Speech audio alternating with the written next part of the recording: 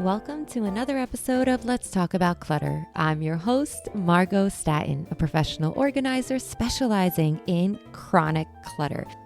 This podcast episode is going to blow your mind. And at first, when you hear the topic, you're probably going to be like, there is no way in hell I'm going to be able to do what Margo says. And I promise you, it works and you can do it.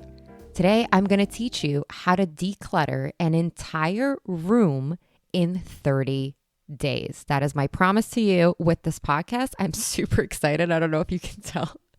A lot of what I'm going to be teaching you is what I teach my one-on-one clients.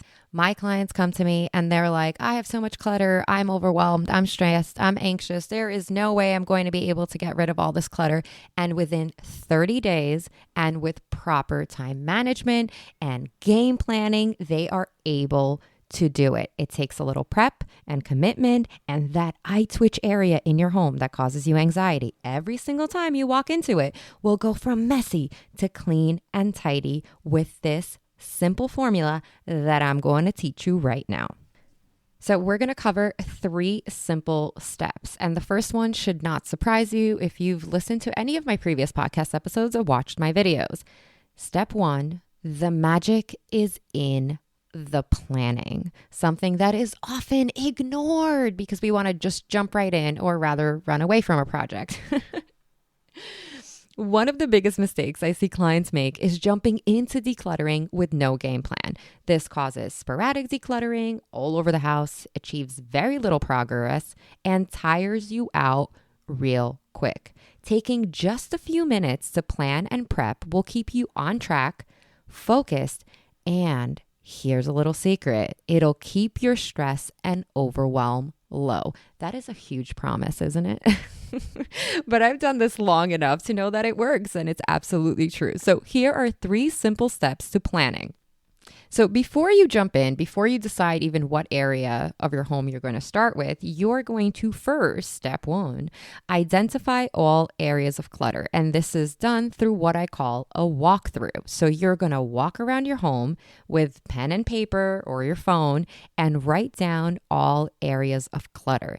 And when I say walk around your home, I don't mean sit on your couch and write this down. I want you to connect with your home, reconnect with your home, right? Because oftentimes we experience something called clutter blindness.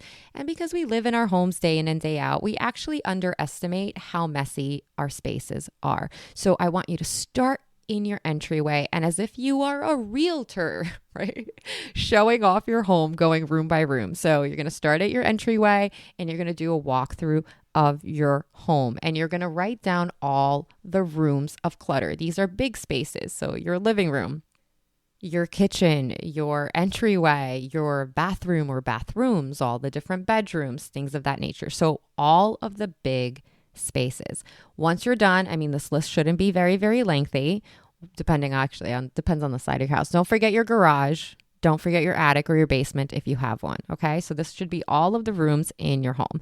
Once you've created that list, then what you're going to do is you're going to label each space. So you're going to sit with that list and you're going to label each area of your home in order of priority from 1 to 3. Number 1 is must get done. These are typically your eye twitch areas or your high traffic areas. So kitchens tend to be our areas of priority, master bedrooms, master closets, things of that nature. It's totally subjective. I'm not here to dictate what your areas of priority are. You decide that. So number 1 will be all of your eye twitch areas, and you can have multiple eye twitch areas. Number 2 are, second level of priority. Number 3 are those areas that can essentially wait, right? They're nice to have. They're not must have. So that is step 1. Step 2, you're going to select one of your one. Let's say your kitchen, your master bedroom, and your master closet all have ones. You're just going to choose one of them, just one, not all 3, just one.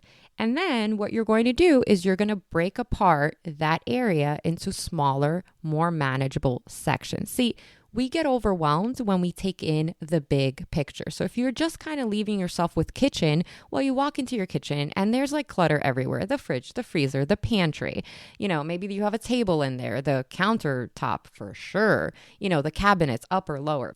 Just saying kitchen is not enough to reduce overwhelm and keep you motivated and making progress. So you're going to take that room, let's say the kitchen, and you're going to break it apart into smaller, more manageable sections, right? So, the stove, the counter, the cabinets. By the way, you can be as niched as you want. You don't even have to say upper cabinets, lower cabinets. You can literally label each cabinet. So if you, let's say, have 5, you can say cabinet number 1, cabinet number 2, 3, 4, and 5. Especially if you're somebody who has ADHD, the more you can break apart a project, the easier it's going to be for you to tackle it.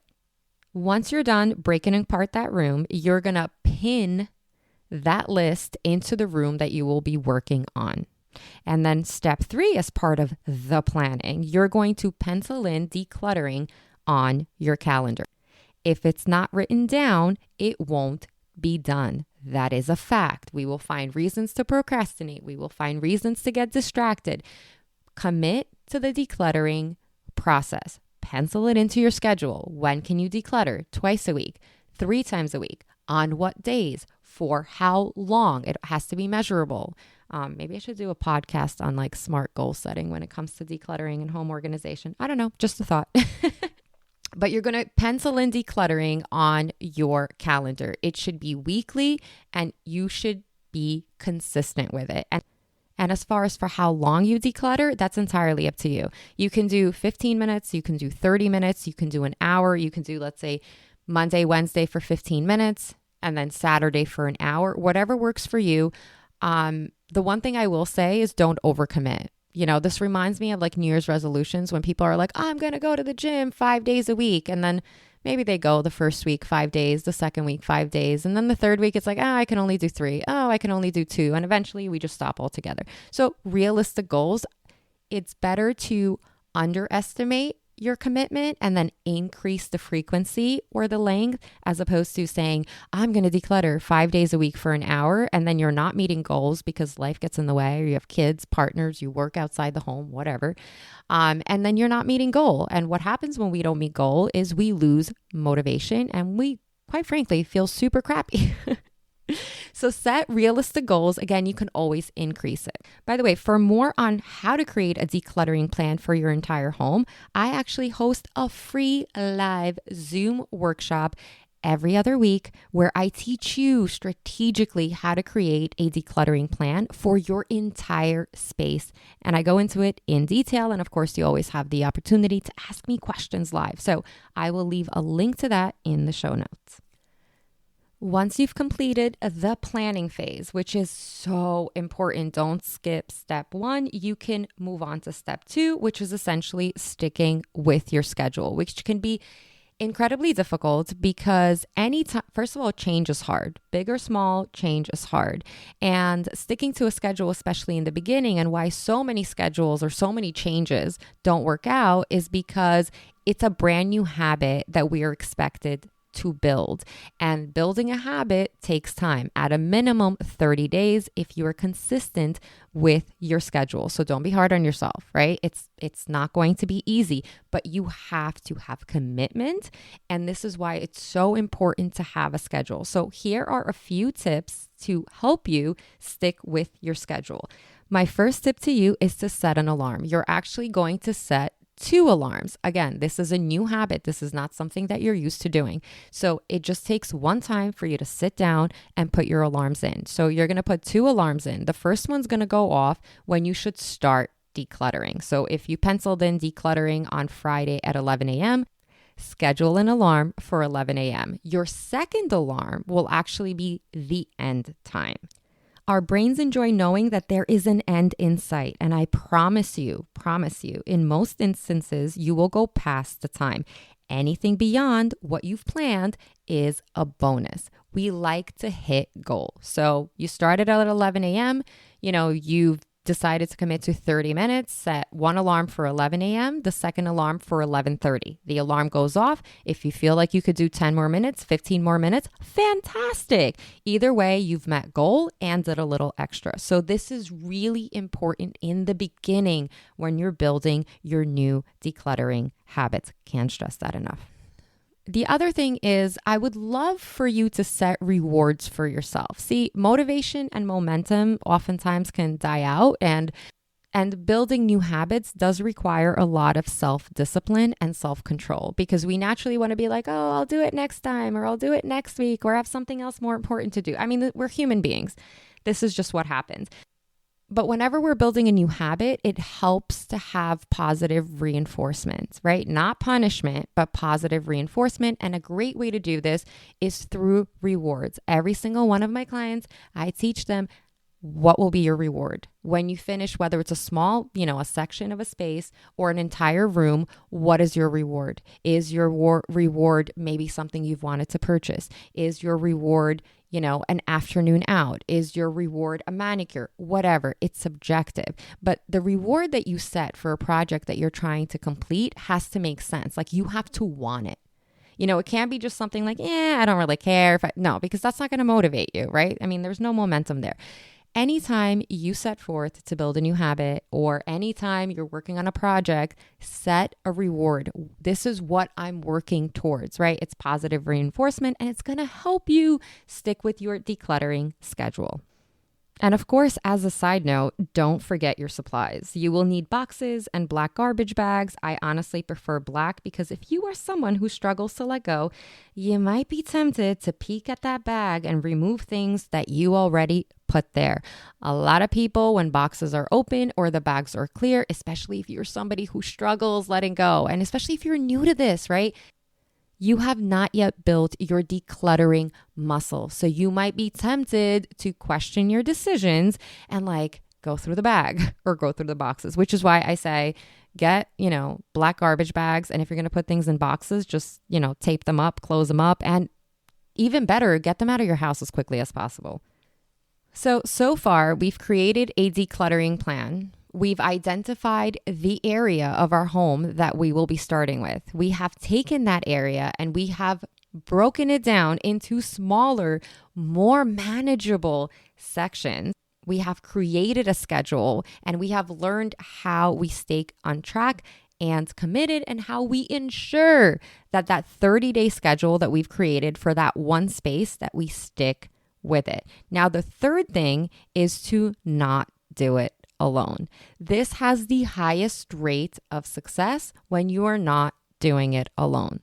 In fact, your chances of success go up by 92% when you have someone else keeping you accountable and on track. You can ask a friend or a partner.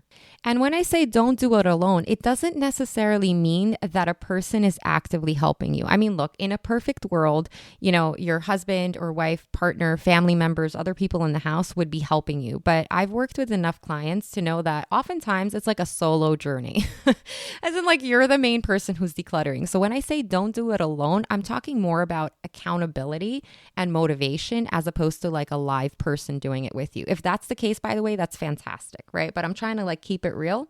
Ask a friend, ask a neighbor, ask a partner, right? You can hire me as a decluttering coach. This is what I do, right? For accountability and support. Knowing that someone will hit you up and ask for a status update forces you to overcome procrastination or face disappointing the other person. This is just kind of committing, saying it out loud, committing your goal to another person, and then having somebody offer you accountability. This is why my clients are so incredibly successful and move at a faster pace. Accountability is incredibly important and incredibly valuable if you are truly committed to ridding your home of all that clutter. And if you want to learn more on how we can work together, there is a link in the show notes. The truth is, decluttering an entire room requires commitment and putting in the work. If you stick to your schedule, while it may appear slow at first, your momentum will pick up week by week, and you will find yourself rushing home to declutter some more. Thank you so much for listening. As always, good luck on your decluttering journey, and remember to be good to yourself.